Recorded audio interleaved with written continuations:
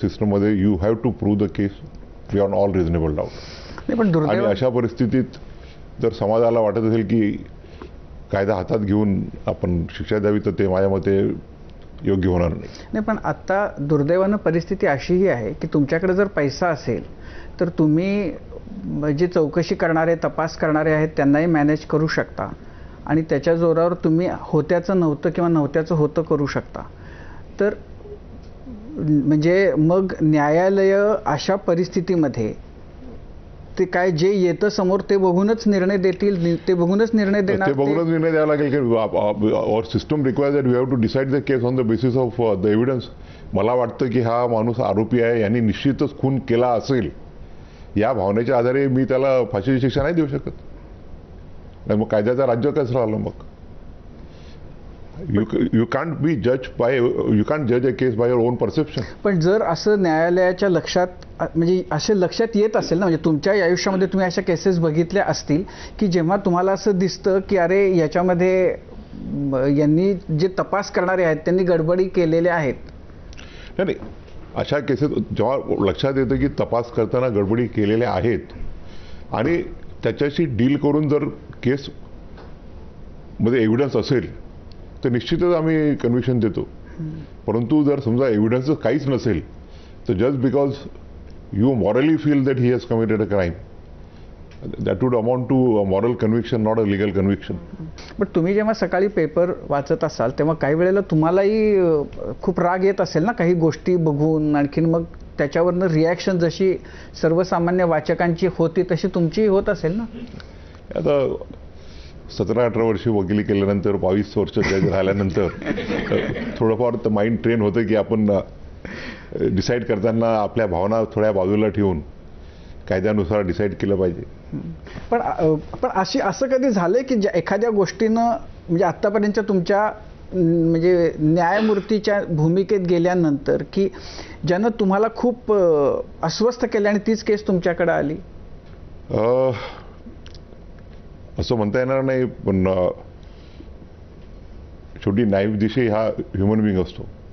परंतु जज म्हणून ह्युमन बिंगने काम करताना थोडं आपल्या भावना बाजूला ठेवून कायद्यानुसार काम करणं अपेक्षित असतं.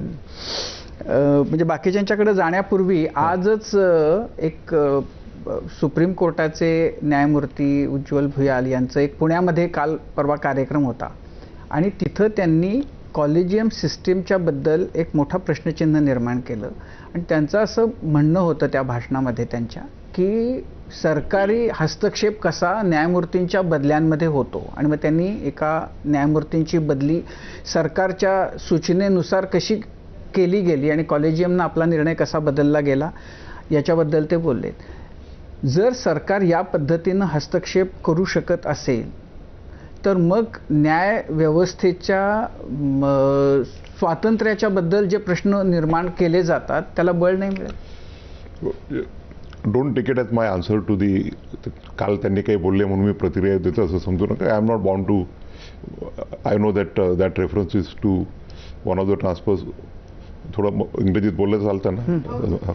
म्हणजे मी चीफ जस्टिस ऑफ इंडिया असताना जी ट्रान्सफर झाली त्याच्याबद्दलच उल्लेख आहे, त्याच्यामुळे मी काही जस्टिफाय करायचा प्रयत्न करत नाही.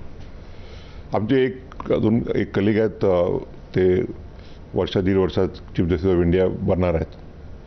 त्यांनी 2-4 महिन्यापूर्वी एक स्टेटमेंट केलं की जजेसनी कमी बोलावं आणि निवृत्त झाल्यावर अजून कमी बोलावं. परंतु आजकाल काय झालं की असं काही बोलण्याने प्रसिद्धी मिळते. तर त्याच्यामुळे काही आमचे कलिग्स आहेत जे आताही कार्यरत आहेत आणि काही निवृत्त झाले आहेत, ते प्रसिद्धी कोणाला आवडत नाही. तर त्याच्यामुळे काहीतरी असं बोल्ड स्टेटमेंट करावं, पण करण्याच्या अगोदर आपणही त्या इन्स्टिट्यूशनचे भाग आहोत, त्या इन्स्टिट्यूशनने आपल्याला दिलेलं आहे याचं भान ठेवणं महत्त्वाचं असतं. आणि without verifying everything you are not the member of the collegium असे स्टेटमेंट करणं ज्याच्यामुळे एक संस्थेबद्दल गैरसमज होऊ शकतो. तर तुमच्यामध्ये कोणी कॉलेज म्हणजे कायद्याचे विद्यार्थी आहेत माहीत नाही, तर ज्या जजमेंटनुसार सुप्रीम कोर्ट कॉलेजियम एस्टॅब्लिश झालं त्यानंतर दुसऱ्या जजमेंटनुसार ते एक्सपॅन्ड झालं, त्याच जजमेंटमध्ये अशी प्रोव्हिजन आहे की कॉलेजियमने एक निर्णय घेतला तो सरकारकडे जातो. सरकारला त्याच्याबद्दल काही इनपुट्स द्यायचे असतील तर त्या इनपुट्स परत सरकार कॉलेजियमकडे पाठवतं. Collegium considers that either accept either takes a decision on the basis of that input आणि रिजेक्ट करू शकतं किंवा परत अप्लिकेशन ऑफ माइंड करून परत एन्डॉर्स करू शकतो आणि सेकंड टाइम एन्डॉर्स केल्यानंतर it is binding on collegium. पण गव्हर्नमेंटला अधिकार आहे. Government is an equal stake holder.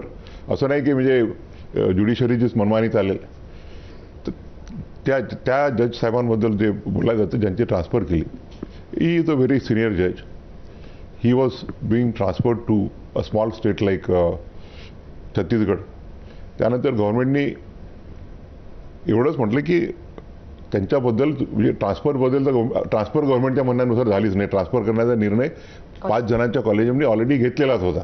गव्हर्नमेंटने म्हटलं की त्यांची ट्रान्सफर करा तुम्ही, पण consider him for some other high courts. तर त्यांची सिनियरिटी लक्षात घेऊन आम्ही विचार केला की छत्तीसगड हायकोर्टच्या ऐवजी त्यांना एक मोठं हायकोर्ट आहे अलाहाबाद हायकोर्ट, तिथे त्यांची ट्रान्सफर करण्यात आली. त्यात सरकारचा इंटरफिअरन्स कुठं आला? पण त्याच्यामध्ये ट्रान्सफर सरकारने म्हटल्यामुळे ट्रान्सफर झालेलीच नाही. ट्रान्सफर करण्याचा निर्णय ऑलरेडी झालेला आहे आणि आता मी त्याबद्दल जास्त बोलू इच्छित नाही.